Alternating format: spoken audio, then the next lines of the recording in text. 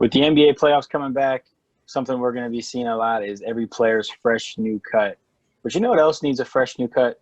Your lawn. That's why you should hit up Tavon's Lawn Care. Tavon's Lawn Care LLC is a Black family-owned business located in York, Pennsylvania. Tavon's Lawn Care, or TLC for short, since they provide each job with tender love and care, has been in business for over 10 years. Founded by owner Tavon Parker, TLC aims to provide employment for underprivileged youth while providing great service at a reasonable rate. Visit Tavon's Lawn Care LLC or Tavon's Lawn Care on Facebook and Instagram to view their portfolio and request your cost-free quote today.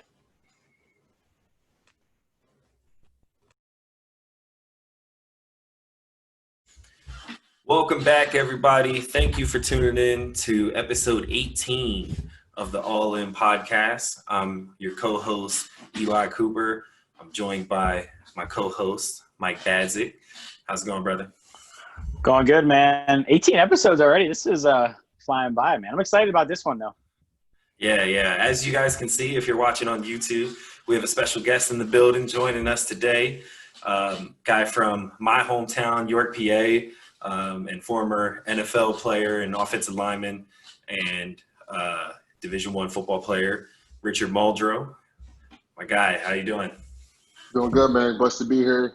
Thank you for having me. And just blessed. That's all I can say. Yeah, man. We appreciate you coming on the show. Thank you so much. Thank you. Thank you for having me. Yeah, so today we figured would be a good day to get into some NFL topics. Some big news came out with Cam Newton signing with the Patriots to a one-year deal. So we're going to talk a little bit about how that impacts the Pats' chances and things like that in the AFC. First, we're going to do a little interview so you guys can get to know Richard a little bit better about, his career and things like that and what he's got going on now. All right. So first thing we want to get to is we're going to talk about, your high school. You played high school football at York High, correct? Correct. Yep. So, and at that time, for those listening in, like going Division I out of York was rare back there in those times. It's become a little bit more popular now. Like football in York has become a lot more talented. I think a kid from Central now is like one of the top QBs in the country.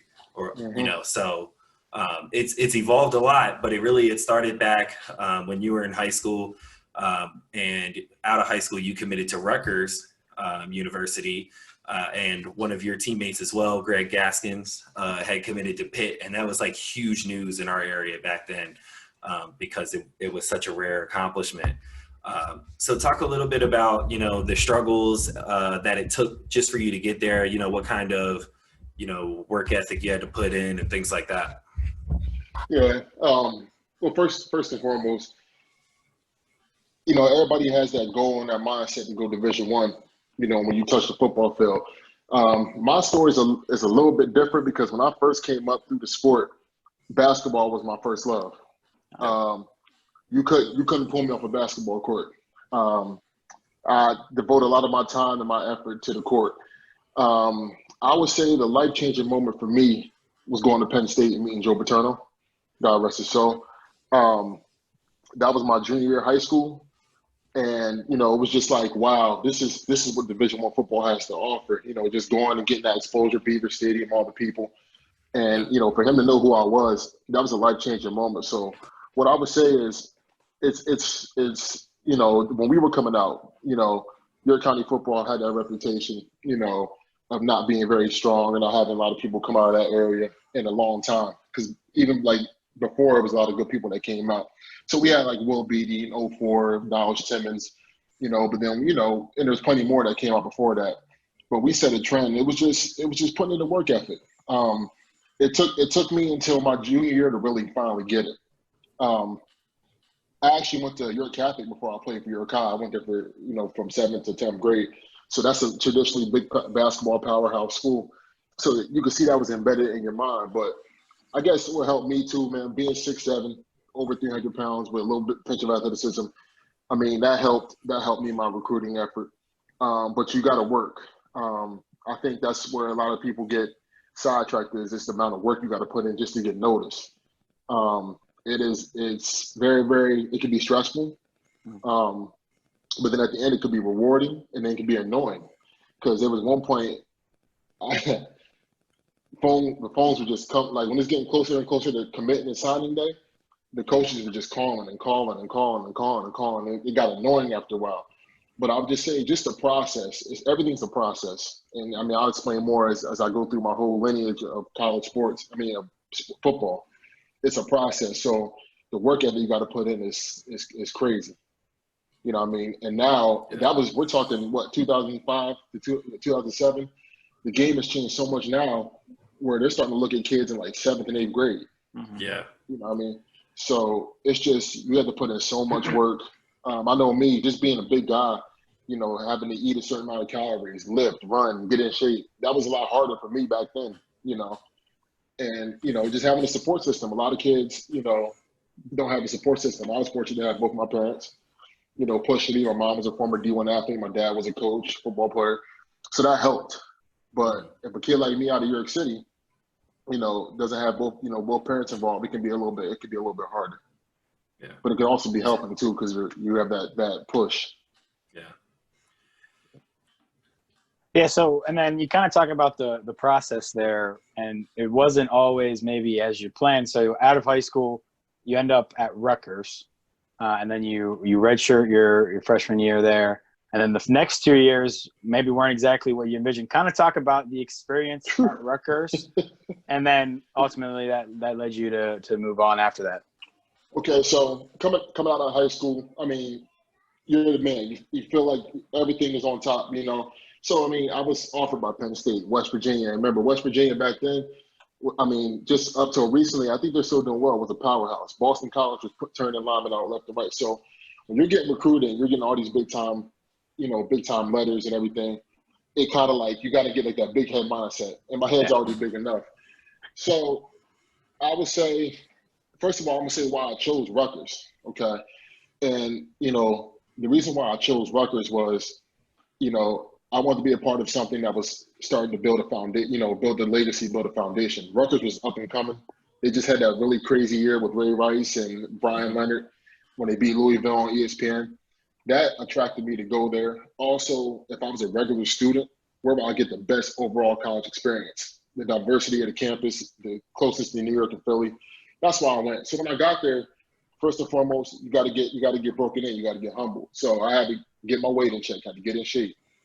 Had to get my body right because I came in 320 something pounds as a that wasn't gonna cut it in college. I mean, I had to get what I mean by that: lose the fat, build the muscle back on. So I was making a lot of good progress when I first started out there. Redshirted, came in the spring too deep. Was making a push to play. And just a turn of events, man, just, simply just got outworked. Lost my opportunity to compete for a starting role. My first redshirt year, so that was redshirt freshman year, redshirt sophomore year, starting to make another push. I get hurt, probably in the middle of the season, tore my meniscus. So it was just falling in and out, of the depth chart, not really cutting it. And it wasn't my work ethic. I always had a strong work ethic, always. That's one thing about me. Whatever I do, I go 110%. Same with academics. It was just at that time, you either gotta, piss or get off the pot, And I was, traveling, made it to the too deep, and then it's just at this point, it was just I was stagnant. There was no progress being made. And there's a lot of things I can do to get, there's a lot of things I would say is what I tell every young athlete when you go to college, opportunity, you always have an opportunity to get better at what you do. So, for example, some days I had chances to get better. On the weekends, instead of me going into work, doing extra work in the facility, I would go play basketball. But I'm not there on the basketball scholarship, you know what I'm saying? Right. So stuff like that, you always have a chance to get better. And some of my teammates are like, yo, Joe, man, let's go work on kick sides, one-on-ones, pass rush. And at that time, I'm like, nah, man, I'm going to hoop. We do football in the spring. I'm going to go hoop. But that's the difference between being a starter and being a guy, getting in mop-up time, And basically, that's just what happened. I lost my opportunity to see the field. And coming down to my redshirt junior year, it was a decision I had to make. Stick it out, see what happens, or move on from it. And I decided to move on from it. And so talk a little bit about that balance between, your academics and Division I football, because I don't think a lot of people know exactly what goes into that, especially when you're at the time, Rutgers football was, like you said, it was on the up and up. So it was becoming, one of the bigger name schools in college football. So, talk a little bit about how difficult that was and balancing academics and things like that. Key thing is time. I would tell any student, anybody going to college, time management. Yeah. Something I learned when I was growing up is just to be organized with time, being awareness of time. It's balancing your time, because 5 a.m. we had something called fat walks. So 5 a.m. I was up and I had to go and walk on the treadmill for 45 minutes. And this is before workouts. Okay, so you're thinking at 5 o'clock, bam. Then you get about a 5-minute, 10-minute grace period where you get yourself together, and then you go to workouts from 6 to about 8. Then you got to hurry up and take a shower and get to breakfast before 8:45, because you got to check in with your coaches. Because at Rutgers, they had a nice system where all of our coaches would eat breakfast with us in the morning, and we would have a time management sheet and a book, and we would bring our books to the coaches. Say, okay, don't you have a paper due this day? I'm like, well, why do you write it down? Like, how do you know this stuff? Because they used to talk to our academic advisors weekly. So you had to balance that. Okay, and I'm just talking about during the season. So, you had the fat walk, workouts. This is my redshirt year. Fat walk, workouts, eat, and then you got to go to class. Now, all of our classes, they will have them set up early in the morning, or you have them later in the afternoon, evenings, because we have practice dead smack in the afternoon. So you go to class. Maybe I got 2 classes back to back in the morning. Then I got to get over to the facility. And they usually had, if I had time to eat, I would go to one of the dining halls. Rutgers was huge, so we had 5 of them. Go to one dining hall, get a quick lunch, get over to the facility. Or if I'm running real lack of time, I will put in a request for a box lunch. Then you go there, and then you got to get taped and braced before meetings. So you got to go in there and get taped, get braced, meetings, practice, dinner after practice. And sometimes if you had a class that you had to go on the other side of town to get to, because I told you Rutgers is huge, you get a box dinner. By the time you get home, not to mention study hall, you had to get 8 hours a week. Yep. So by the time you get home, it's damn near 11, 12 o'clock at night. Okay, that's what time you get home. Get up and do the same thing over again. So let me tell you, man, it was a little rough, at first. And I won't say because I wasn't prepared. It was just getting used to getting up early and getting moving. Like, oh my goodness, got to be here. So, and meeting deadlines. Now I went to Your Country Day in York. So I was prepared for the academic rigor of what was being pushed, because I took college classes and everything like that. But it was just the time management, man. It was so much stuff we had to do. Yeah. You couldn't really be a regular student. Like when spring came, that was like the winter and spring. That was like, yes, I could finally breathe a little bit. Be a regular student. Yeah. And see, so I of course I had the privilege of playing, Division II basketball, and it's not nearly as intense as that. But that was like, I had a rude wake up call my freshman year too. I think everybody that's why it's really hard to get on the floor or get on the field as a freshman, because you really just have no idea what you're running into. And I think, I'm in coaching now. So my biggest thing that I push to players is if you think it's crazy, you're not cut out for it. You know what I mean? Yeah. That's kind of the mindset you have to have. If you think 1,000 shots a day is crazy, a day is crazy, then it's not. Division I basketball is not for you. Leave it alone. If you and I had a high school gym teacher who played college basketball, and was on our staff for in high school, who told me I needed to run the mile in under 6 minutes. I thought he was crazy. I never ran it under 6:45 when I was in high school. I thought he was crazy. I was like, 6 minutes? You know how hard you have to run? No way. You're crazy. I laughed. I honestly laughed it off. I got to college, and every morning, 6 a.m., we had to be on the track, and you had to run the mile in under 6 minutes. So, you know what I mean? He was really trying to tell me something that I needed to know, and because I thought it was crazy, I was not prepared. My freshman year in conditioning was awful. and ask any of my teammates. Really bad. But it's just, you know what I mean? And after that, though, you know, I took it way more serious when I came home from school after that. Like that entire summer that I dedicated myself to going back and never having that conditioning, you know, be as much of an issue again. So, you know, that's the thing that a lot of people don't understand. Like you said, everybody wants the Division I thing. That's like everyone's goal, or just to play college sports in general, and they have no idea what it actually takes. Like if you have a lazy bone in your body, you're in for a rude awakening. So that's certainly true, regardless of what level you play at, but especially at the Division I level. Yeah, and in the Big East, you know, like this is, you know what I mean? Like, the East was tough back then. Oh yeah, no doubt, yeah. That joint was tough. Yeah, it was tough. So then you talked about your, you know, you had the 2 years at Rutgers, and then you said you kind of had to make a decision of, do I want to ride this out, or do I want to maybe try somewhere else? Of course, you ended up going somewhere else. So how did that enter? You know, did they approach you? Like, how did that happen with Richmond?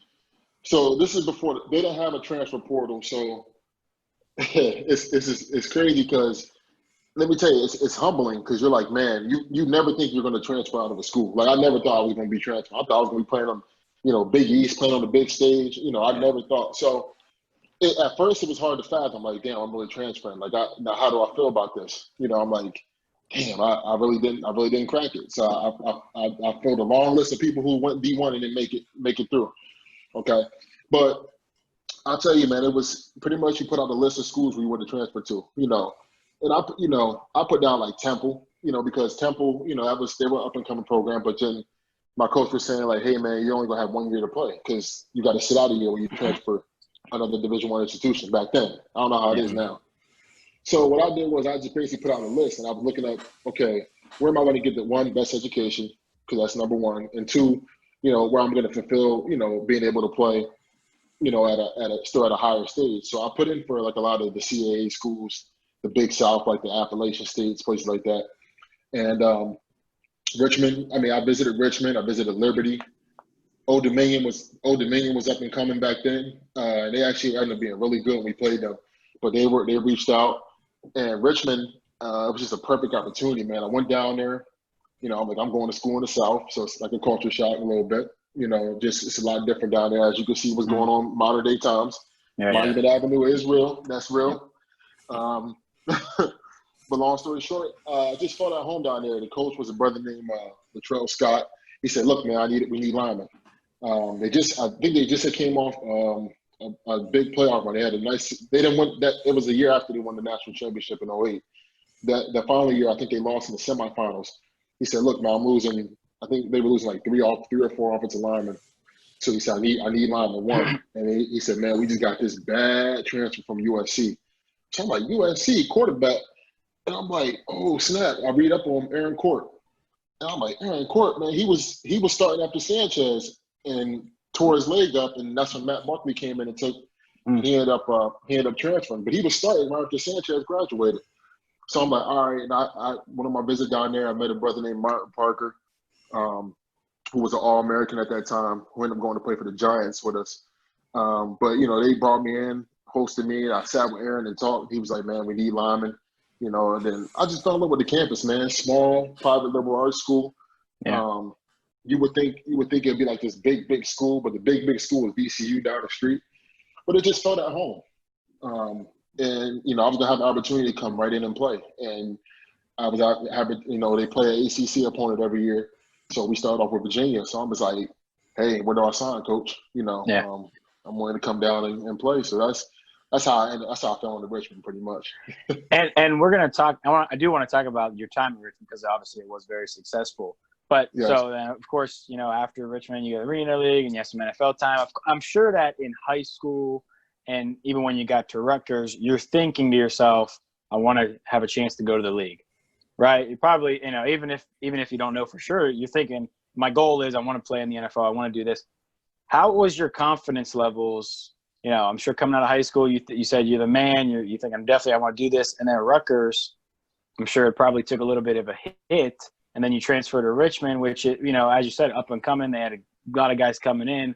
But it is, you know, a D2 school opposed to where you were in Rutgers. So let's talk about, like, kind of the mental balance of going from a Big East school to Richmond, and how that played with your head as you're trying to make the NFL?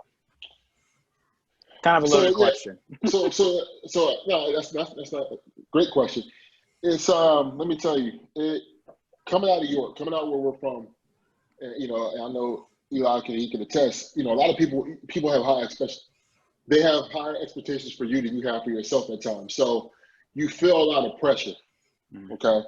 And, you know, we're a small city, small town, central Pennsylvania, you know, overshadowed by, you know, Harrisburg, Pennsylvania a lot. You know, you have like that thing, I got to make it, because kids look up to you. The people, you know, your people look up to you. It's just so much pressure. So when I was transferring, you know, that stuck with me a little bit. It's like, dang, you know, it's hey, I might not make it, you know, I might not get an opportunity. You know, and it does play with you mentally a little bit, because you feel like you failed. You know what I mean? Like, dang, man, everybody think, why are you transferring for? Why, you know? And it's like, man, you know, I kind of blew it. You know what I'm saying? So it hits you for a little bit, you know. But then, you know, as you grow and you see, you know, one thing I wish I would have knew is NFL. If you're good, they're gonna find you. Right. Okay. Yep. No matter what level of football that you play on. But everybody gets, you know, you get hyped up and being in the spotlight. You know what I'm saying? So at first it was tough mentally to fathom, like transferring. I'm like, man, I feel some type of way. But it easily went away when I stepped on the field against Virginia. You know, and that, you know, Virginia, the Cavaliers, I was just like, bam, okay, I know I can play at this level. You know, because I went in there and I played very well. You know, we lost, but we gave them a hell of a game. That was actually one of the best games I ever played in. Nice stadium, nice grass. It was awesome. But, you know, you see that you belong on that level. You know, you can play on that Division I level. So it went away as time went on, and, you know, you start having a little bit of success at Richmond. So it went away. Yeah, it was tough at first, though. I'm not gonna lie to you. Yeah. Yeah. Yeah. So, and that's a good point, man. Especially, you know, coming out of York, it is a little bit different, because, like, you know, people see you do big things, and then, you know what I mean, they expect that. But it's also, I think it's important for kids to understand, not just from New York, but really from anywhere. Like, there's nothing wrong with being the big fish in a little pond. You know what I mean? Like, a lot of kids make the mistake of committing to conferences and schools and not programs. You know what I mean? And not coaching staffs and schools. You know what I mean? Like, where you're actually, like, getting an education from. Where, like, do you even enjoy that school outside of the sport that you play? You know what I mean? So I think that's important. And I think, you know, a lot of times you have to learn that the hard way, you know what I mean? And things like that. So, you know, maybe Rutgers wasn't the fit that you wanted it to be, but you got exactly what you needed out of Richmond anyway. So, you know what I mean? So I think a lot of times those kind of things end up being a blessing in disguise. Yeah, definitely. And it's crazy that you said big fish in a small pond. The coach who recruited me he was transitioning out and he was leaving. He was like, hey, man, go somewhere and be a big fish in a small pond. He said, man, we hate to see you go, but, you know, go somewhere and be a big fish in a small pond. Because the crazy thing is, man, I love Rutgers. I was involved with NAACP. I was involved with Black Student Union. I was very heavily involved there outside of football. So I really did enjoy it. I had a lot of friends, football. You know, we had that family bond that, you know, you ever heard about, you know, Coach Shiano over saying, forget about me, I love you. Still live to that. You know, still sticks with you. You know, I can call my buddies from Rutgers, hey, what y'all doing? You know, I live up here in Jersey now, so, you know, it's still that brotherhood's still there. It's just you had that goal, that thing you want to, you know, that pedestal you want to reach, so you had to do what you had to do. Yeah, but absolutely. I got some advice for that too. We'll keep going. So obviously, you know, had a very successful, you know, 2 years at Richmond, and, you know, like you said, NFL found you. So talk about your process leading up to the draft, you know, where you know, had your, like, pro day, your workouts, your things like that. Talk a little bit about that. So Richmond, it was successful in a sense. We didn't, as far as our team goes, we didn't live up to the expectation. It was injuries. We had an issue with our coach my senior year where he ended up, you know, having to, you know, resign from his job. I mean, there was a lot of things that played a factor in it. I know my senior year, we started off hot, beat Duke at Duke. We started off 3-0, and man, we were in a slump. Guys were getting hurt. We were losing games by like no more than 7 points each game. Wow. 3 points, real close. So we ended up going 3-8 my senior year. So I come out, scouts, you hear from scouts, people coming in, talking to you, watching your film, coming to watch you.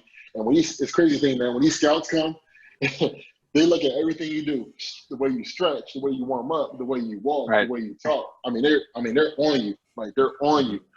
So my process isn't the prototypical dream process of getting there. First and foremost, I have maybe about 2 or 3 agents reach out, where some athletes have the boatload. I trained at a place in Pittsburgh. Mike, you might be familiar. I was living in Bridgeville. Oh, yeah, Bridgeville. Powertrain, Steve Saunders. Yep. I forget where it was at though. I forget the location, but I was training there with some good guys like Nate Stupar from Penn State, Gino Gradkowski, who went to West Virginia but transferred to Delaware, Don Barclay from West Virginia. So we had a really nice class in there. We actually got a lot of good work in. So I trained there for a couple months. I did a pro day at Richmond, and I did one at Rutgers, and I actually did really well. I ran like I think it was a 5:01, 5:10, somewhere around that range. I was lean. I was in best shape of my life, man. Tested well. Benched, I think it was like 21 reps at 225. And, people were talking. I talked to the Jets. Who else was it? It was about 5 schools. Teams. Jets, Raiders. I had a private workout with the Raiders. Jaguars, Cardinals. And there was one more I can't think of. I think it was like the Buccaneers. Oh, no, it was San Francisco. Somebody around that range. So it was feeling real, real good. Okay, and that was the process leading up to the draft. Man, I'm going to tell you, second worst time is draft. Let me tell you, man. Because you ain't going first 2 days. I knew I wasn't going first 2 days. I'm being real with myself. Third day, far reach for free agency. Okay, I think I got a shot at getting a free agent deal. So 3 days passed, man. It was very stressful because, you had people calling like, yo, somebody called me from a San Diego number. So I'm like, this is the third day. I'm like, yo, is this the Chargers? Oh my. Pick up. Hello. Yo, bro, everybody pick you up there? I said, man, who is this? I was so mad. I said, don't call me. Don't worry about it. So, man, let me tell you, it was tough. So I ended up getting calls from the Raiders, Jaguars, Jets, they're coming from minicamp.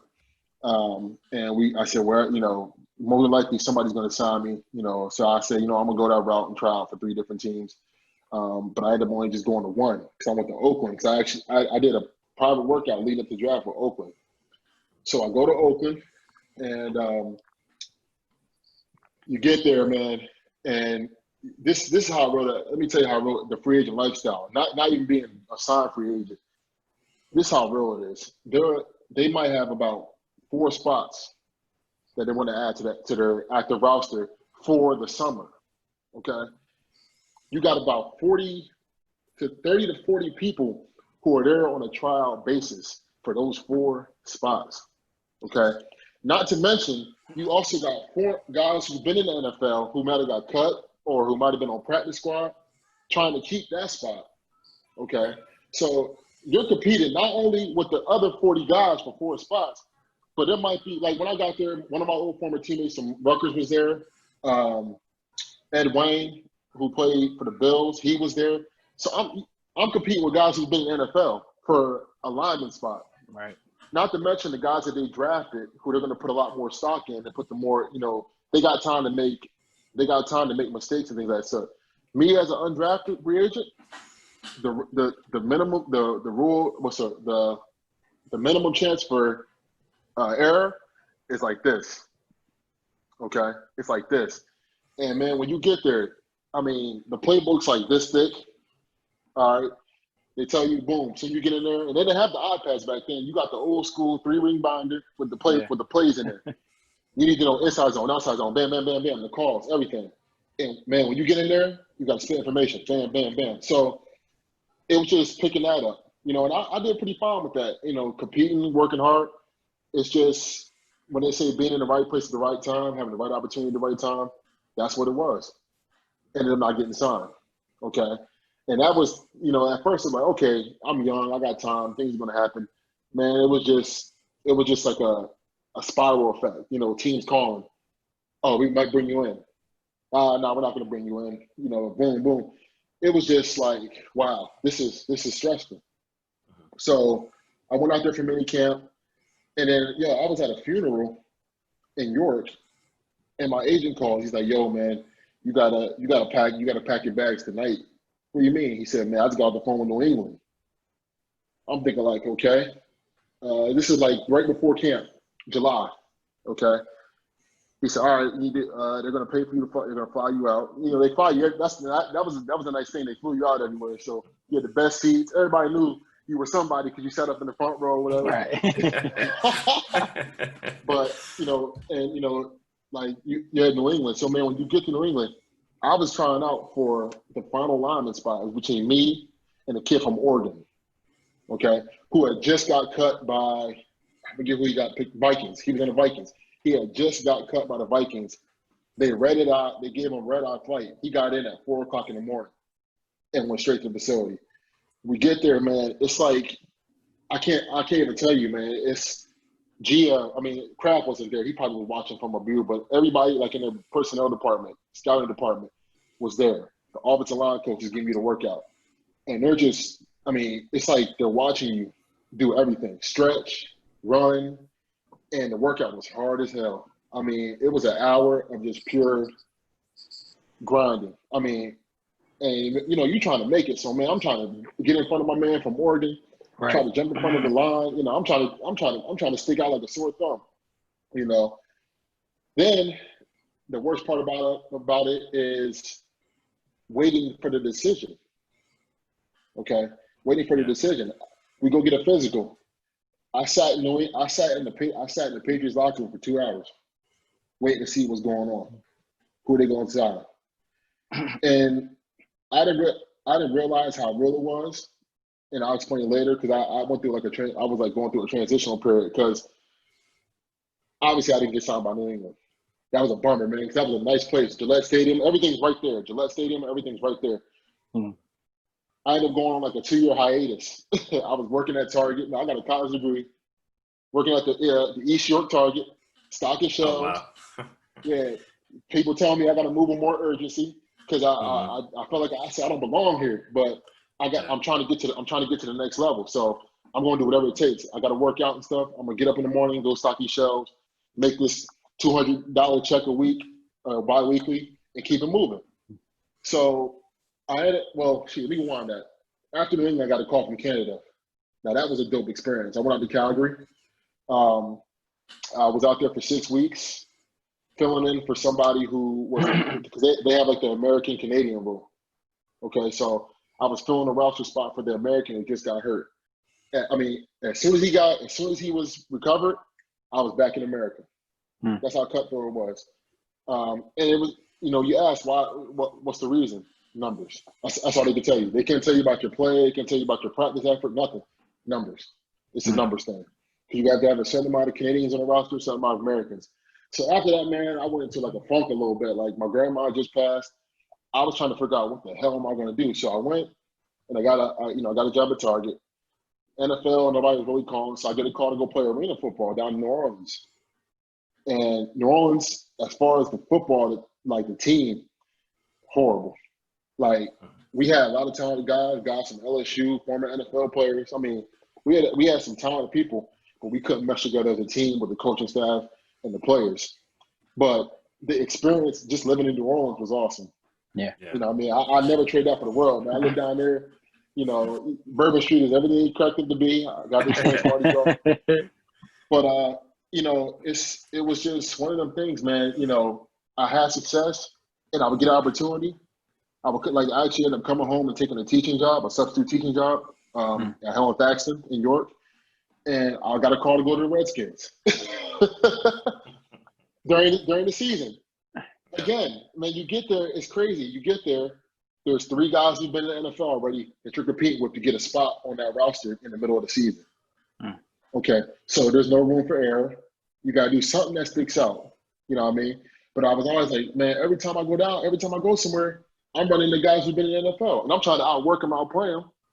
But it's just like, man, here's 5 other linemen I'm competing with. Right. And that gets you mentally. It does. It's like, okay.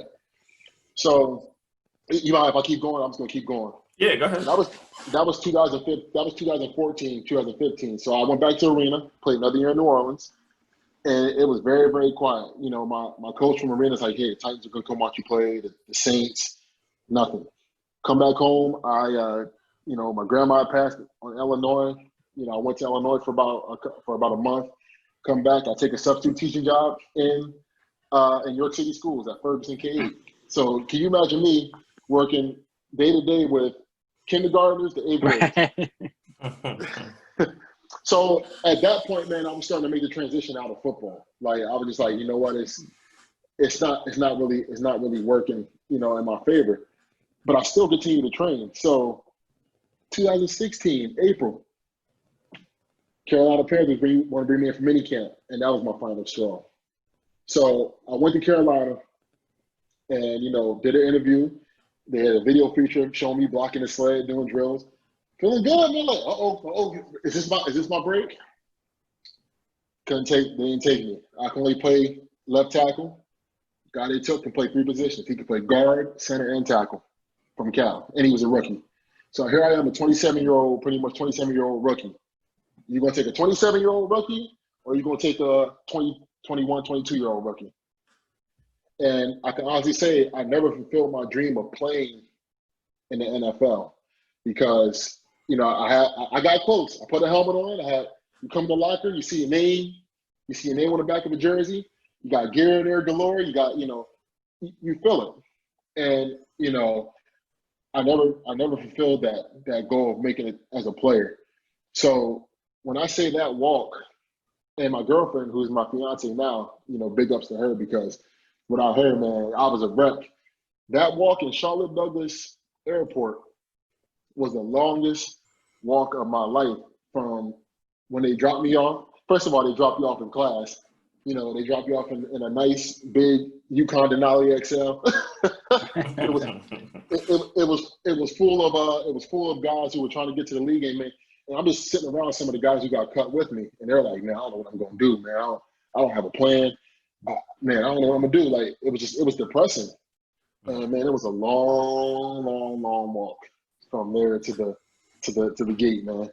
And I'm actually now looking back at it, I'm extremely thankful for it. And I'll explain more why as we keep talking, because I obviously end up switching pathways, but that was a tough couple of years after college, man, because you thinking 6'7", I can move, I'm strong, I can play this game, I'm gonna get a shot somewhere, and that's not the case. I got a shot, but I never got to fulfill playing, and it hits you sometime, but you tend to move on from it. Yeah, I mean, at the end of the day, that's still an incredible experience. You know what I mean? That Right. most people don't get to even tell that story. So Yeah. To me, I think that's a success in itself. Even if you never really get to end up on the field, just to have the opportunity to even get there, to me is cool enough, man. So. Big ups to you, especially coming from, like you said, coming from where we're from. That stuff is difficult, man. The pressure's there. Yeah, it's there. Yeah. You feel it too. So talk a little bit about, you kind of, Carolina was kind of your last straw, like you said. And then, so what did you transition into next, into post-career stuff? So I laugh at Tony because, if I tell you I was going to be a teacher, it's in my blood. My grandmother was a long-time educator in York City, in the school district. She was assistant superintendent. So it was bound to happen. But I ended up actually going up to Harrisburg. I got an opportunity to coach and teach at Harrisburg High School, John Harris campus. Calvin Everett, who's the head coach there now and the athletic director, presented me with the opportunity that, you just couldn't pass down. So I ended up going into teaching. I first started off as a computer science. It was like a long-term sub position, but I was there for the whole year. Computer science, career pathways, just to get my feet wet in the district. But my degree is in history and a minor in Africana study. So I got into teaching, man, and coaching, and man, it was just like the light bulb clicked. Bam, like, oh, I'm starting to like this. I'm really, because at first I was like, I'm not here. I'm just here to get it. I'm just here to, do what I have to do and get out because I know I'm going to get an opportunity to go play somewhere. But now that my career was over, I gave 100% commitment to becoming an educator and becoming a teacher. And I mean, you know how Harrisburg is, Harrisburg City, Yeah. same demographic background as York, a little bit bigger, but the same issues, Mm-hmm. And I found my calling. I really did because, you start, having an effect on kids more than just sports, Yeah. Some kids didn't have that male role model, that real, male father figure, to show them the right path, and and I took that role, and then coaching football. I mean, if you guys have been reading up on Harrisburg in the past couple of years, it's been a hell of a ride. It's been a hell of a journey with the success and the amount of people going to college. And if you guys follow, Penn State football, one of the top probably the top linebacker is coming out. It's going to be coming out. Mm-hmm. From there, at Penn State. So it's just interacting with that, man. And I found my calling, man. Teaching, I can't really explain it. It's like a surreal feeling, man. Because I've been all over the world, and football's taken me so far. But my greatest reward is being able to come in and talk and teach kids. You know what I mean? And just be that positive role model. So I went into that transition, and that's why I'm currently doing, going into year 6. Yeah, man. And that's, one of the things that we wanted to talk about was because I think that's really important, especially being, a young Black educator. I think it gives you at inner city schools, it gives kids something to look at as far as like different options. You know what I mean? Like a lot of kids coming up from the city, they think they got to rap or they got to, play ball to get out. And that's not always the case. And, Mm-hmm. even though you had the opportunity to play, college football and even a little bit professionally, you still have a degree and, something that you can fall back on, you know what I mean? Where all your eggs weren't in that one basket, you know what I mean? So, and that's something that I think is important for kids to be able to see, like, dang, this is someone who, whether you're a student athlete or a regular student, you can see someone who got to go through the process and play at a stage that, that people rarely get to, but then also gives back to his community and, and ends up being a face that they don't get to see a lot. Especially like when you think about inner city schools, which are predominantly Black, how many Black educators are there in these schools teaching these kids? You know what I mean? Right. Which has been one of the biggest problems in our community is that kids don't even have educators that they can relate with. And then there's teachers who don't really even care about them. Like they're not even happy that they're at those schools. You know what I mean? They don't relish in those opportunities to shape and mold kids growing up. They look at these kids as another statistic. Whereas now they get the opportunity to see someone who came from where they came from, or a background from where they came from and, made it out and didn't have to struggle and didn't have to play in the NFL to be successful, So I think that's important, man. And big ups to you, man, for taking that on, because I think that's something that we have to put a lot more pride in the Black community is in our educators. Yeah. Well, yeah, it's how you say that, Eli. That's the thing. Like when we think, that's the only way out, and it's natural because you see that glamorous lifestyle. You see like these guys getting the big contracts, and you see how they pull up in nice cars and stuff like that. And sometimes for them that's a rewarding feeling. But I'm telling you, man, like, I'm only going to grow in this profession. I'm going back to school to get my master's degree in leadership. So I want to be like an administrator. I want to eventually lead a district someday. So starting out becoming a supervisor, principal, and get in that administration role. So I'm going back to school this fall to get my master's. But yeah, that's just we all think that we have to, it's that pressure that we got to make it, but there's so much more to it. And my example, I was telling like a lot of guys who I coach, one of my guys who I coach is going to be going to Penn State next year, offensive lineman. And, it was just cool to just share that experience with him and tell him, like, I've been there.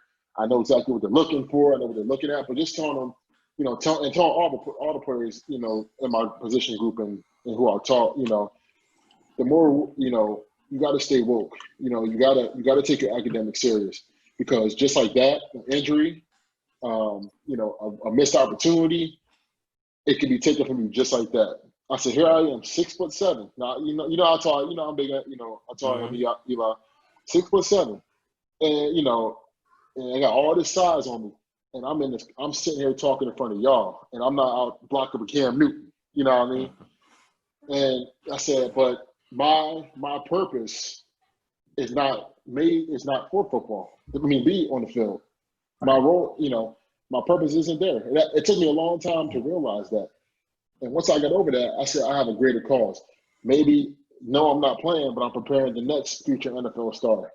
You know what I mean? And I'm keeping him socially aware of what's going on in society, so he knows how to protect himself, from police and things of that sort. So that's more rewarding than signing a multi-million-dollar contract for me. And I never thought I'd be saying stuff like that, but I'm gonna work hard. I'm gonna get to what I'm gonna get to, because you don't get rich in this profession. You're not gonna be making $1 million contracts, stuff like that. But the reward is the lives you touch. Yeah. And the people who come back and say, thank you, Mr. Muldrow. You know what I mean? You were right, Mr. Muldrow. I see what you're saying now. That's the greatest feeling. Hey, I graduated from school. Like some of the kids I had back in 2014 when I was in when I first started teaching, I graduated from college now. Some have families already, and they're working hard and doing well, so it's just like, wow, you touch a lot of lives than you thought. So that's what keeps me going in this profession, man, honestly. And, do I miss playing sometimes? Yeah. Sometimes you see a lineman get beat. It's like, oh, I can get paid a couple million to get beat like that. You know what I mean? Here, sign me right now. Go ahead, New York Giants, New York Jets. I'm right here. Yeah. But it's a rewarding. I'm telling you, it's a rewarding feeling being able to educate. Be an educator, and where I'm at now in Newark, New Jersey. One of my favorite people in history is Malcolm X, and I wouldn't say it's a dream, but it's it's who would have thought I'd be teaching at Malcolm X Shabazz High School. Never would have thought. And it had Newark as its it's rough and it's a little wild, but at the same time, it's a blessing, because I'm doing something that I love. So, yeah. That's awesome, man. Well, we awesome. Certainly appreciate that, man, for real. Thank you. So let's talk a little bit about current NFL topics. You mentioned Cam Newton. Good time to talk about him. He just recently signed to the Patriots a 1-year veteran minimum for a former NFL MVP. Richard Sherman was not a fan of that on Twitter. But let's talk about, one, do you think he stays there, remainder of the season? Like, does he end up winning a starting job? Do you think that's reasonable for him? Man, it depends on his health. Now, I follow social media, so you see him online working out, and he looks like he's ready to go. I think he's playing basketball with Todd Gurley and Quavo. Saw that, yeah. But everybody knows it's different on the football field. Honestly, it's hard for me to say. Who do they have right now? They got who? Jacoby Brissett, and they got Jarrett Stidham is lined up to be the starter. Well, he was, at least before they got Cam. Now it'll probably be a competition. Yeah, Jacoby Brissett's not there, is he? I thought he was. No, he went to Indianapolis. Yeah. Indianapolis. But Phillip Rivers there. Okay, so yeah. If he's ready to go, I can see him getting in there and getting that starting role. At the end of the day, that's a former NFL MVP who was actually a very smart football player, and knows the game really well and plays the game really well when he's 100%. What I think is going to come down to is if he's healthy. That's the number one thing. And it's just like I said, the opportunity. It depends on what they're trying to do, because everybody, I always hear that rumor. Will they not? I can't see the Patriots tanking a season or selling out their season to get Trevor Lawrence, because everybody knows Trevor Lawrence is coming out. That's a bad boy. You know what I mean? Yeah. So everybody's saying, because you see Trevor Lawrence in a Patriots uniform. So it kind of explains my reasoning for that 1 year. But honestly, 1 year contract for him, I would say is unacceptable because just a former NFL MVP, you got backups getting more money than he is right now. You know, backups who might have played for injured roles so it's hard to say. I guess my correct way of saying it, time will tell. Yeah. It's tough with him because he's got the shoulder injury and the foot injury. You know, so you worry about the throwing shoulder. I don't know. I think that will probably heal, but the foot injury because he runs a lot. But people say that Cam's inaccurate. Well, I don't think he's that inaccurate actually. Once he went to the pro style offense, North Turner came in, the offensive coordinator. He actually was really accurate. He was really good. And so I think that he'll be okay in a Patriots. I think they were just like the Patriots are like, well, what's the worst that could happen? We'll sign him to a 1 year vet minimum. There's a lot of incentives in it. So if he is the starter and he takes him to the playoffs, he'll get paid a lot more than a vet minimum. But you would think he'd beat out Jarrett Stidham for the job, though. Yeah, that's what I'm thinking. And it's crazy that you mentioned that, when he had North Turner, in my opinion, he had less talented receivers. Oh yeah. I won't say less Throughout his talented. They were career. young. Yeah. They were very young. The boy, what's his name from Maryland, Moore. He was fumbling a lot that year. DJ Moore. Funches was dropping passes left and right. Yeah. Greg Olsen was hurt. But you got some up and coming receivers. Obviously you got Julian Edelman out there still, but you got N'Keal Harry, who's a pretty good receiver. He got some people. Mohamed Sanu. Mohamed. Guy. I forgot about Mohamed. I was gonna say it's your guy, right? Freaking nature, bro. Definitely this will definitely be the best offensive line he's ever played for. Yes. They come. Yeah, that was a tough. He had a tough sledding, especially that Super Bowl. But anybody going against Von Miller, that's tough. That's a tough matchup, regardless who you are. But I think he'll be all right. It's just time will tell. We got to see what goes on with this pandemic. I hear rumors. People want to go to maybe moving football to the spring. Who knows? We don't know. So interesting. That's the talk out there. Yeah. Could be. They might have to if people don't start wearing a mask. Karen, put your mask on. So, let's say fully healthy. Everybody starts wearing their masks, so pandemic's not an issue. Are the Patriots a contender in the AFC now with Cam Newton? Oh no. No? Nah. So still not a threat to the Ravens, Chiefs, so-and-so, everybody else? Nah, man. That boy Deshaun Jackson's a bad boy. Pat Mahomes is a bad boy. Will they make the playoffs? What are they in the AFC? They're in the AFC East. Yeah. So they're not up there with the Pittsburgh Bills. and all that. They got Buffalo, Jets, and Dolphins. Yes, they'll be fine. Bills now have Stephon Diggs. So they'll make the playoffs. I would say playoffs for sure. I don't know if they win the division. I think the Bills are pretty strong. We'll see what Josh Allen has, but I think I don't think they're quite necessarily a threat to. Not to I don't think they're a threat not to Kansas City and the Chiefs. To the Ravens, Chiefs. Yeah. Even Mike Steelers, if Big Ben is still healthy. I like that, Eli. I like that. Okay, fair enough. So next NFL topic we got to get into is Cap.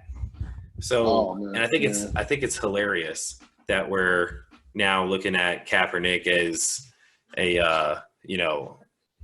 we're finally seeing Kaepernick in the light that we've noted forever. But talk a bit about how the NFL has flipped a little bit. Right now, they want to be on the right side of history. Apparently, 4 years later, still haven't acknowledged the wrongdoings of Cap. So if he gets another shot, and it's something that they've talked about, would you bother taking it if you were him?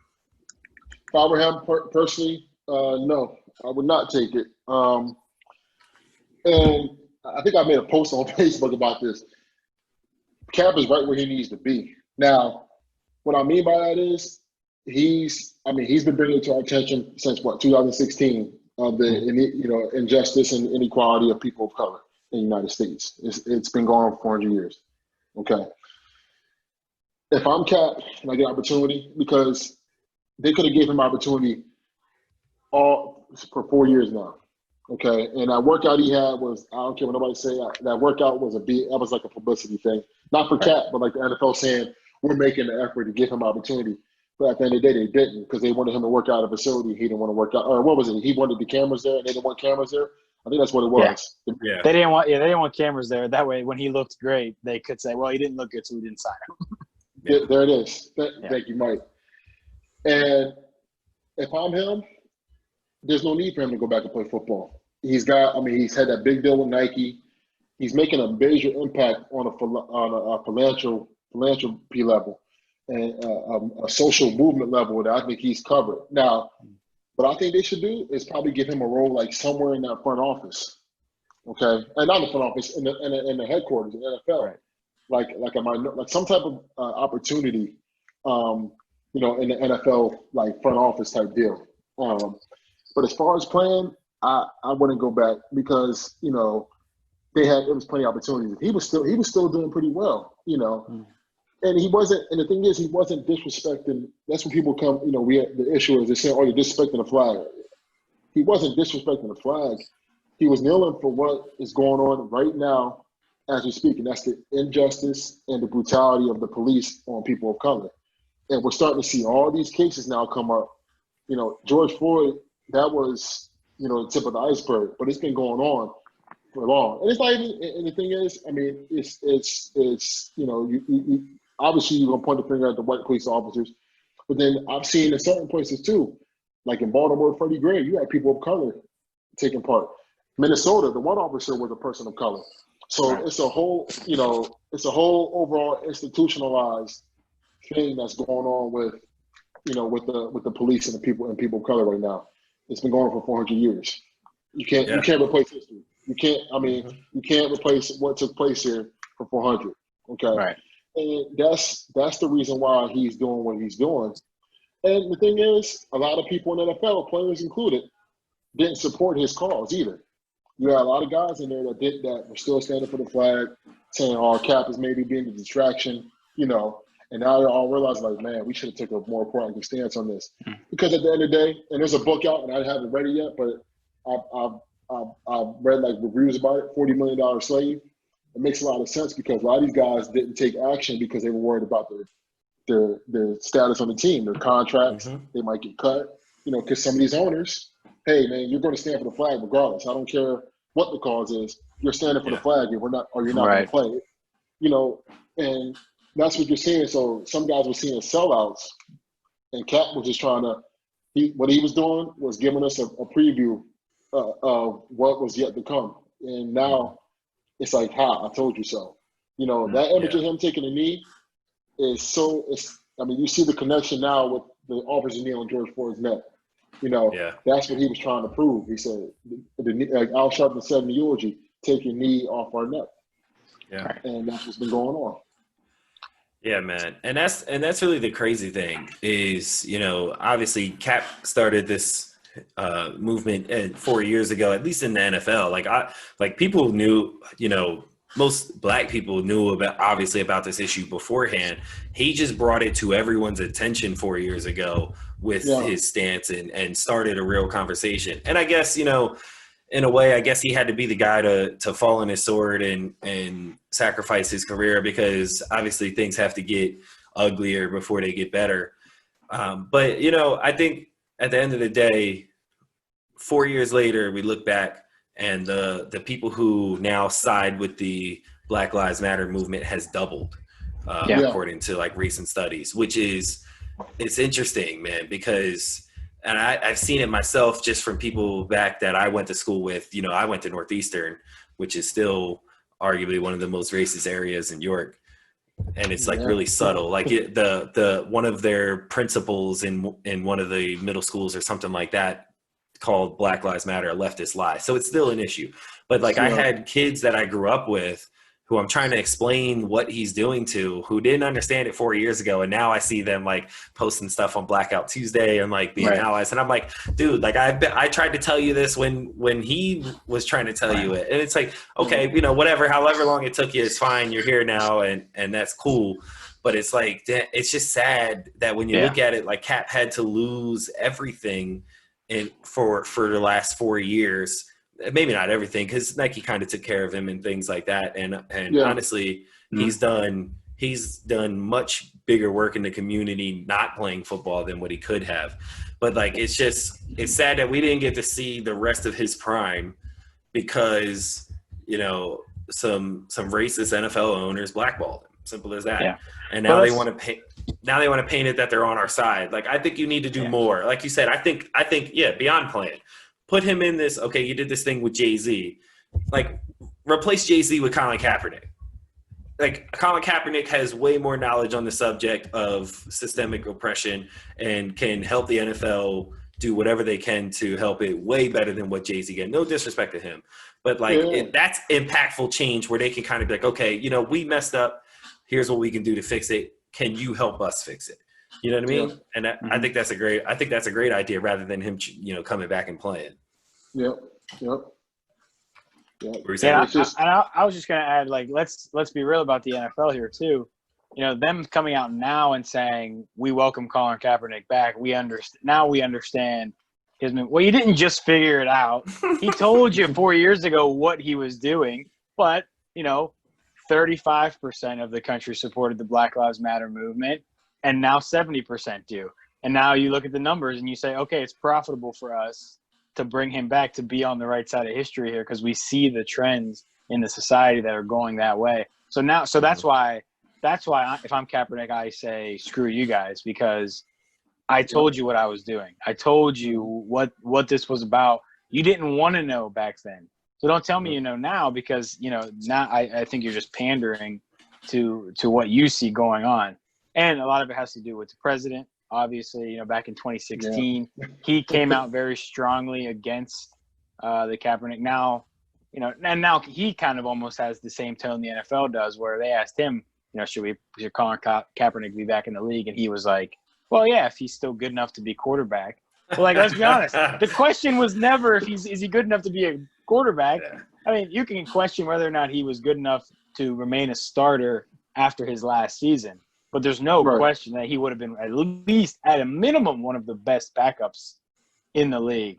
So I think, and it's something I tweeted the other day about ESPN, because ESPN is doing all their Black Lives Matter stuff and all the NBA stuff, you know.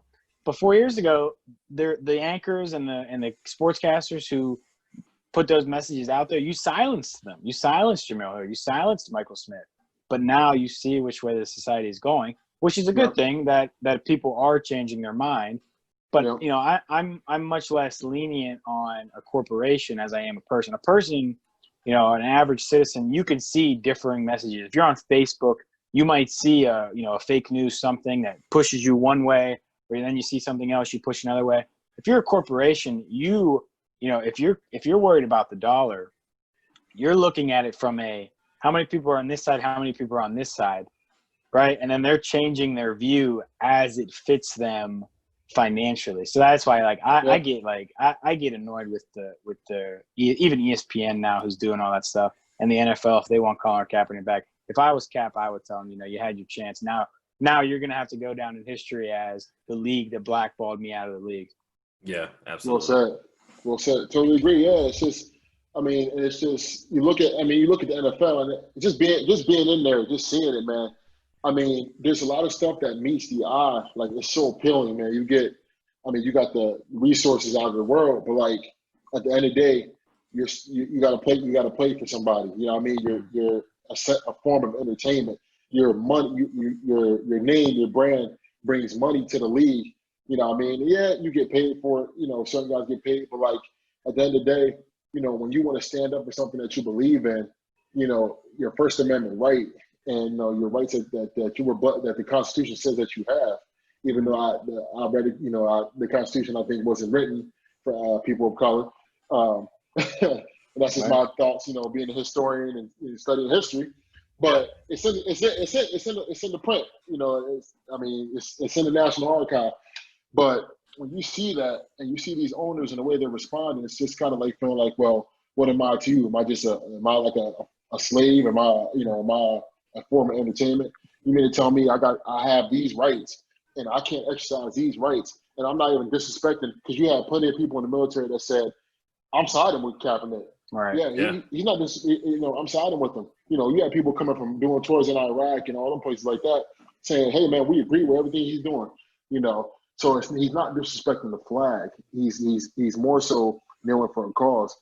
And a lot of these owners like, well, if you kneel, you're done. It's, and that can, being somebody that might come from Compton, California, mom, father's gone, mom, your mom is your only source there, and you got a family, you're going to say, all right, you know what? I know this is wrong, but I got to make this money because I got to eat. My family got to eat. Mm-hmm. And then you got somebody like Kaepernick, like, man, the hell with this. This ain't about the money right now. Even though, like you said, he got taken care of, Nike gave him a nice little deal and everything. It's about what's coming down in the future, what our generations to follow could experience, And all these events is happening, and now it's changing because this is what he told us 4 years ago, but now it's changing now. And it's crazy, you said 30, Mike, you said 35%, and now it's 70%, man. A couple of weeks ago, I was in New York City. We just we're like, hey, we're going to ride over here and just check out what's going on. You know what I mean? I like doing the protest type stuff, but with the COVID and all that, you're kind of scared. First of all, I only live about 20 miles from New York. So it's scary as hell to be going in there, right? So I said, let's go, put a mask on. And it was just amazing to see. There were a lot more Caucasian white people than there were people of color at these rallies. And I say, man, the world is changing. Yeah. You still had African, but this is now a national. This really is real. Like I took my phone out and recorded. I'm like, man, there's a lot of white people here. And I was like, wow. Whereas in the 1960s, it was primarily just African Americans with a few, Caucasians sprinkled in. So a lot has changed, and it took all this stuff to happen, and now everybody's like, wow, we see what you're saying. And people are getting fed up with it. But the NFL, though, they're dead wrong for that. They should have been siding with him from day one, because 70% of your clientele, 70% of your employees are black. Yeah, right. And high percentage. And it's great that you mentioned, the players had, their fears and stuff. And I think a lot of that was coming from Trump, right? Because remember, Trump was the one that came out and said, if you see how great would it be if the NFL owners were like, get that SOB off the field and all that stuff. And I think that rang true to a lot of these owners who were scared of him. And then obviously that trickles down to the players. But then this time around, that video of Saquon Barkley and some other NFL players capped off by Patrick Mahomes, your defending Super Bowl MVP, who is one of the few black quarterbacks in the league, is at the end showing that he's a part of the movement. Now, like that is what gave the players their power back. You know what I mean? That's like kind of like, hold on, we got the face of your franchise on here. Now you need to listen to us. And then that's when the NFL is kind of like, okay, now the wonder kid is on their side. Maybe we should tune in because we can't afford that hit. So it's like, and I think, but people know Trump. I think it's pretty. It ain't over yet, but it's almost a foregone conclusion that Trump's on his way out. Like he's like, I mean, we still got to get out there and do the job, obviously, but like it's looking bad. You know what I mean? Yeah. He's literally he's tripping, he's falling, he can't get up at this point. And I think that fear of that Trump had over the owners is also going away, so they're a little bit more lenient. And also you have Mike's point as well, as far as like the dollar side of it. So and I'll tell you what it's going to be where it's going to play a major factor too. We got to get the president, but where we really got to get the voting is in that Senate.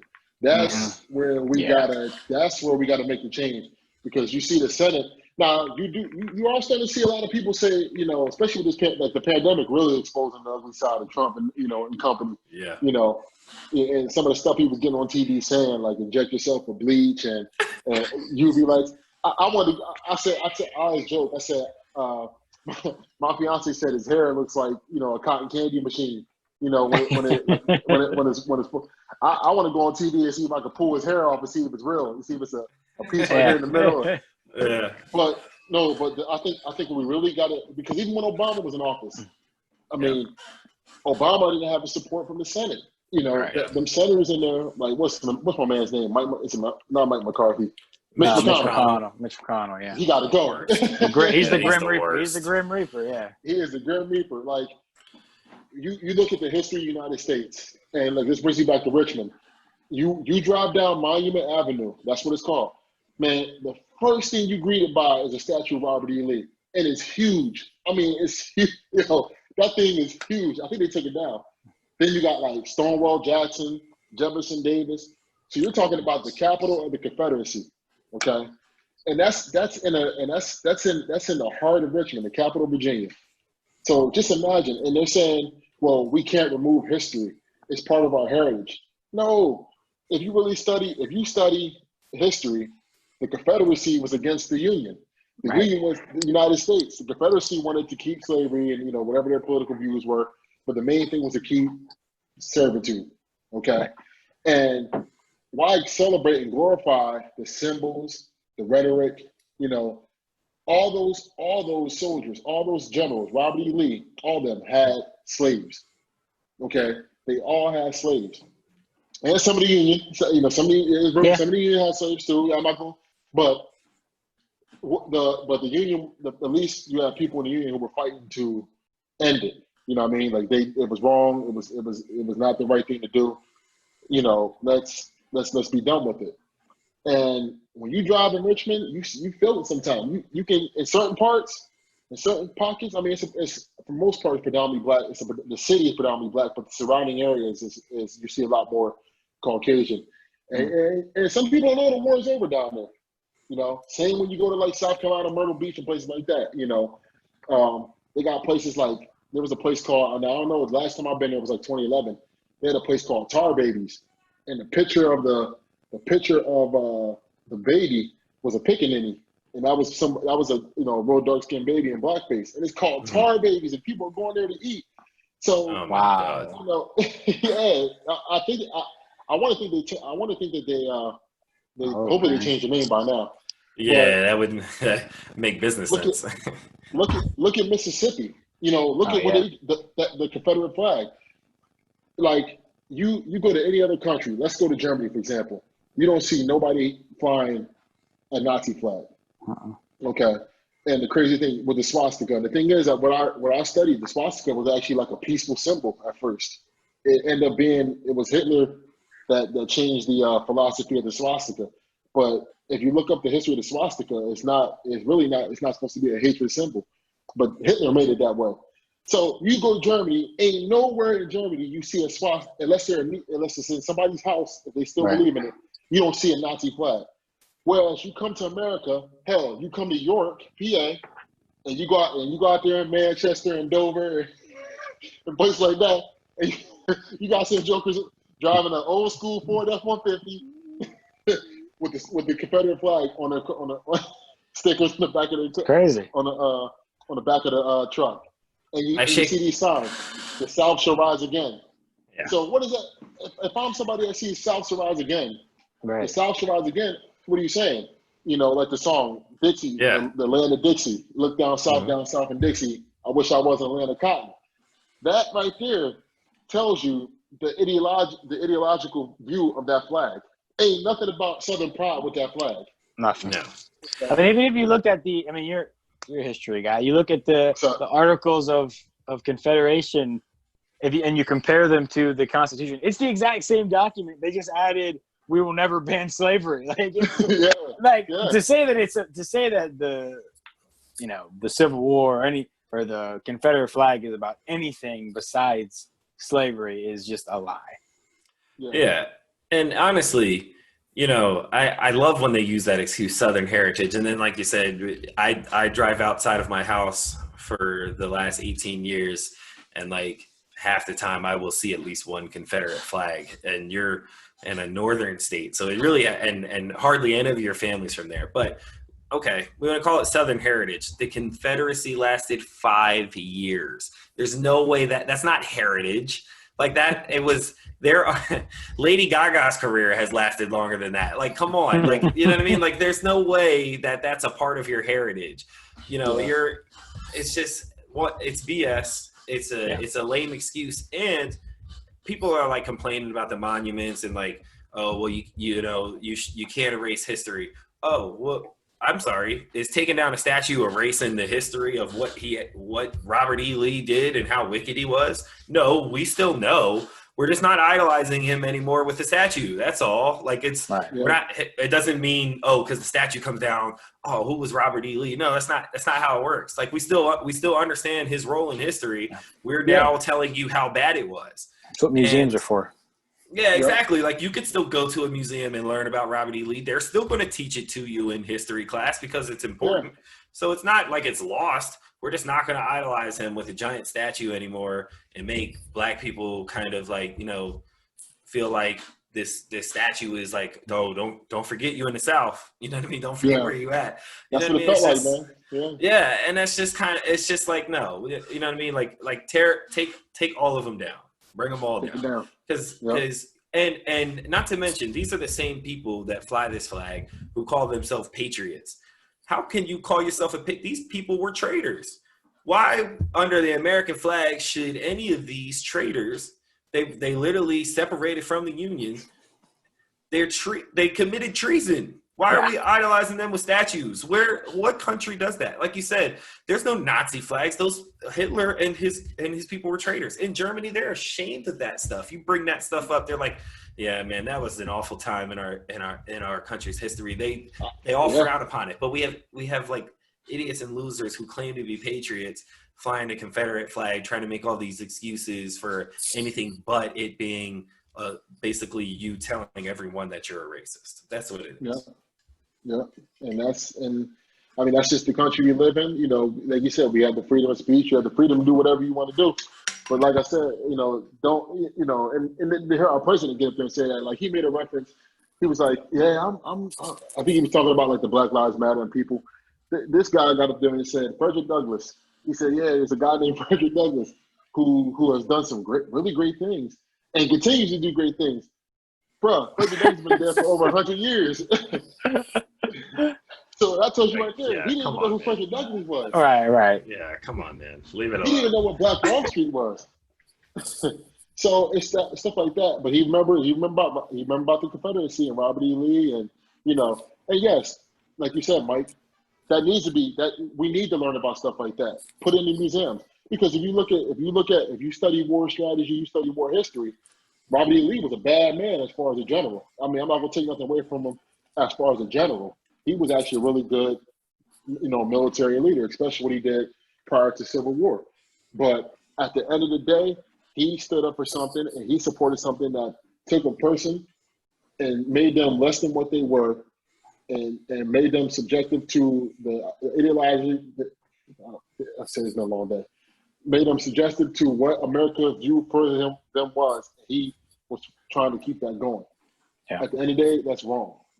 Simulation, that's what I'm looking for. You simulate somebody, strip them from their culture, their religion, their language, and you bring them to a land that they don't know. They ain't gonna be able to go back because they had to jump in the water. We weren't making it through the water, and you change everything about them, and you brainwash them into believing that this is the right way. That this is what they put in religious aspect. This is what God wants you to do.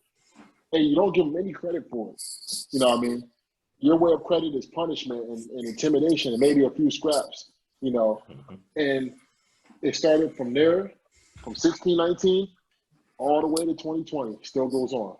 Obviously, we're not in chains and all that, but there's a lot of stuff that's been going on between then. Yeah, we had some monumental, accomplishments, but that overshadowing. Like I think it said, Malcolm X said, if I stab you in the back with a knife, okay, and I stab you in the back and you move it slowly, you think that's progress. That's not progress. Right. That when you pull the knife all the way out, that's not progress, okay? Because the progress is being hindered by the wound, and the wound is what's hindering the progress. So you think about American history, you think about what's going on. Yeah, okay, you take slavery, right? Yeah, there's progress, right? We obviously African Americans have more opportunities. You know, we're the desegregation of schools, first black president. I mean, there's so much you can talk about. Progress, but then you got the wound, and that wound is huge, and it's slowly but surely bleeding out, where you're going to soon have a mass extinction. So what's the mass extinction? You talk about the prison system. You talk about black on black crime. You're talking about all the stuff that's going on right now in our country. That's what he was saying by that, by progress. It's the wound that we got to heal, and that wound is the ideological teaching of slavery, of hate. That's the wound, and if we don't fix that wound up, it's going to be a revolving door. We're going to keep having these Black Lives Matter protests. Nothing's going to be getting done. I mean, now things have gotten done, but you still have an issue with police. Look what happened after George Floyd. Literally, a couple of weeks after that man in Atlanta gets killed. Mm-hmm. Okay. Now, am I saying he was trying to go home, even though he was drunk? He said, "Man, my sister lives right down the street. Let me just walk home. I'm going straight home." Okay. Yeah, he wrestled and tussled with the police. Right. Got you. Understand. He shot the taser gun. Everybody knows once you shoot the taser, you can't rekindle and shoot it again. Once that thing shoots out, it's done. And you learn that in the academy. So why, when that man is running, his back turned, and he has no gun on him, you pull out your gun and you shoot 3 shots in the back? Makes no sense. It makes no sense whatsoever. Mm-hmm. Okay, and that's what I mean by the wound. The wound is so deep, man. It's deep. Right. There's no you're not making progress as you think. And that's and exactly what you say, like just there, like why would you shoot him in the back? Well, I think like it's a bigger question of why do you even have a gun in the situation, right? Like 95% of crimes, 95% of police, appearances when the police show up for a 911 call, it's not a violent crime. So why are you even bringing a gun? And I think that's what people mean, like when people are saying defund the police. And I think that scares a lot of people because that makes a lot of people think, oh, we're not gonna be safe. But really, I think with defund the police, a lot of it is like completely retrain the police. Rewrite the practices. Like, why do you have a gun? Why do you need a gun in a situation like that? And and there's a ton of stuff. But and I think a lot of the conversation now needs to transfer from stop hating black people, because there is people who hate black people for no reason other than they're just racist. But I think like 90% of people probably they if you ask them, and if they're being honest, like they don't hate black people, but they have some kind of implicit something. And when you mix that with the police and the way that they operate and the way that they're trained and the procedures they have, like those are the conversations we need to have now. We kind of have to enter a second phase of this where we're like, okay, well, what tangible steps can we take, from a practical, political, and police academy perspective. It's not enough to be like, I don't hate black people. Well, it's like, that's okay, that's cool, but like, what are we doing to actively make the situation better? Yeah. So I totally agree. And it's a long journey, man, and it's honestly it starts with education to me. I think, because I think obviously racism is taught, but it's taught at a young age, and it's taught so subtly that it's like a lot of people don't actually know that they're racist. I truly believe that. Like I truly believe, especially in my hometown. Like I grew up with a lot of these kids, and I see them, like some of them that are still, in the 30% that are against, Black Lives Matter and things like that. But I've grown up with these kids, and they truly don't know. Because they've never been outside of York, PA. They've never even been to York City before. You know what I mean? So they've never had to walk in those shoes. You know what I mean? And they've never had to experience anything outside of what they've been taught, in their rural, area that they've grown up in. So that the racism is so deeply rooted, because you think about it, like the entire history that you're taught growing up is so whitewashed that you're literally taught white supremacy. They taught you Christopher Columbus was a hero and gave you a holiday for him. They taught you George Washington was a hero. Even Thomas Jefferson, like they idolized these guys, and they were criminals. You know what I mean? Like they were some of the worst people ever. Our founding fathers, like you mentioned earlier, it wasn't written for us. These people were awful. But your history books don't tell you that, because they kind of have, I mean, maybe they think that they're doing kids a favor. No, you're teaching them white supremacy. You're teaching them that, that they are the more dominant race, and they don't even know it. So they grow up, with this deep hatred of Black people at being considered equal to them, because it's a threat to the privilege that they've been taught to have their entire lives, and they don't even know it. So it's like, it's really hard to educate those people. That's something that I think that needs to be taught from grade school. Teach the real history of these people and talk about them in the real light that they should be.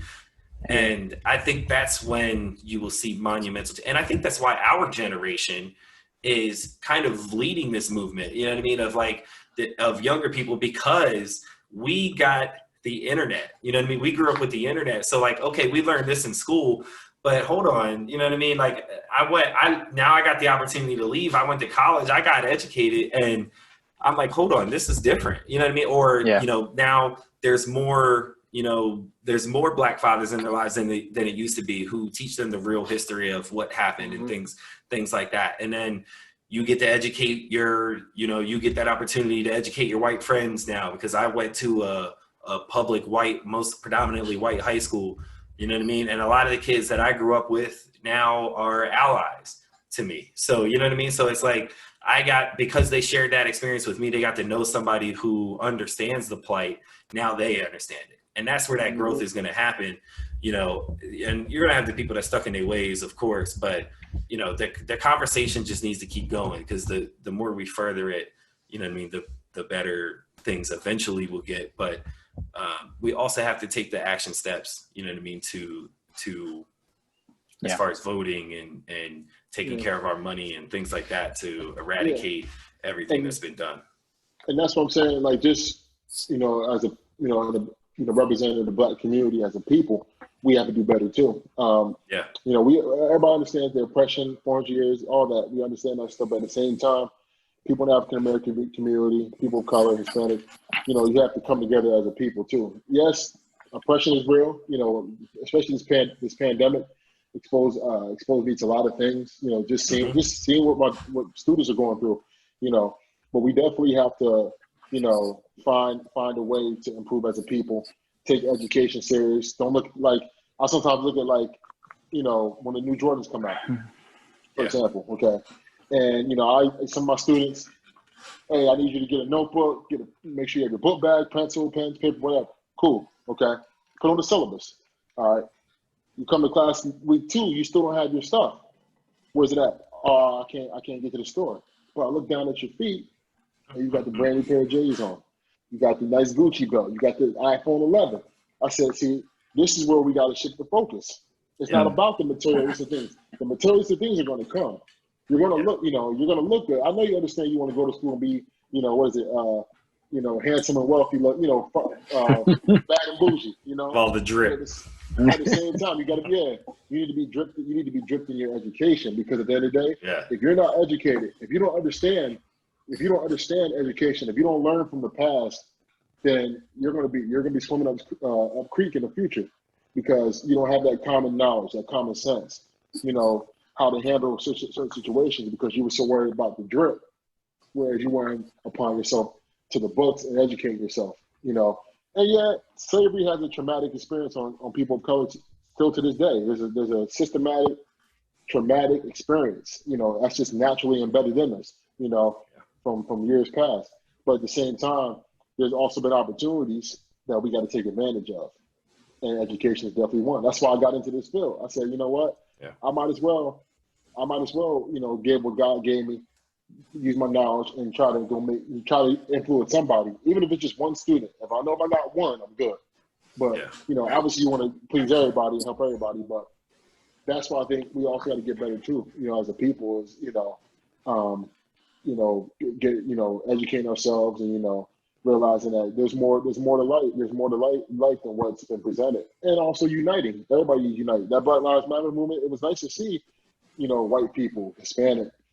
That was cool to see that, So times are changing. There might be some white people who were marching there whose ancestors would not agree with them marching in the Black Lives Matter. But they're now the generation, like you said. The generation now is totally different from, hell, I graduated high school in 2007. And this generation that I'm teaching now is way different. We would just start getting into the iPhones and the iPod. I had an iPod Touch then. You know what I'm saying? So that was the baddest thing in the world. Now it's iPhone 11. It's the MacBook Pro. There's so much hands-on resources that these kids have and that we have now that we didn't have back then. Because could you imagine if we had cell phones and the technology we had back then? We might have missed out on a lot of police brutality instances. Yeah. They showed Rodney King, but that wasn't by cell phone recording. That was by a news camera. Yeah. So just imagine the Rodney Kings leading up to that, and the Freddie Grays leading up to that, right? With modern technology. So yeah, it's crazy. Yeah, man. All right. Well, I think that's a good place to wrap. Thank y'all. Thank you. Yeah, man. We appreciate you coming on the show again, man. Truly, want to thank you for coming out and taking some time with us to talk about, your life, your career, things like that. So thank you. Thank you. Yeah, man. Thank you for having me, man. And Mike, it's good meeting you, man. It's real good. Absolutely. Meeting you. Keep doing what you're doing. You guys have like a link I see it. Is that your King King? That's my Twitter. Yeah, that's Twitter. Yeah. I'm gonna follow you. Okay, cool. Yeah, Eli, I think do I follow you on Twitter? I think I do. Yeah. Yep. Okay, I'm gonna follow you guys, man. I appreciate it, man. This was great. Yeah, you were awesome, man. Man. We appreciate it. Yeah. So thank you. Yeah, no problem. Alrighty. Have a good one. All right. Well, again, thank you to Richard Muldrow coming on, being a guest with us, talking about some football and talking about his career. We appreciate him. And thank you guys again for tuning in to another episode of the All In Podcast. For those of you tuning in on YouTube, go ahead, leave a like, comment. Make sure you subscribe to the channel. That way you get updates on when we release shows and things like that. Mike, you want to talk a little bit about what we got going on the website? Yeah, so the website, allinnetwork.net, we have posted, we're kind of kicking things up on there more often than we were. So we're doing baseball stuff, National League, American League previews. Eli has started his series on redrafting each NBA draft from 2010 to 2019. So you'll want to check those out. Allinnetwork.net. You can find that link in the video description here, or you can go to our page and find it there. You follow us on Twitter at all_in_pod. And make sure, if you haven't checked out the Rain and Bliss podcast yet, on this same YouTube feed, they have their own audio on Apple and Spotify. Follow them. They're hilarious. And definitely, you want to follow them if you want to know what women are thinking. Yeah. New episode of theirs, which is their 4th episode, not counting our previous joint podcast, is up now. Just dropped on Tuesday. So make sure you guys go check that out on YouTube, Apple, Spotify, or anywhere else where you get your podcasts. And again, thank you guys for going all in with us. This episode is brought to you by Tavon's Lawn Care and the All In Network. Thank you guys again. Have a great night. Thanks, guys. Thanks.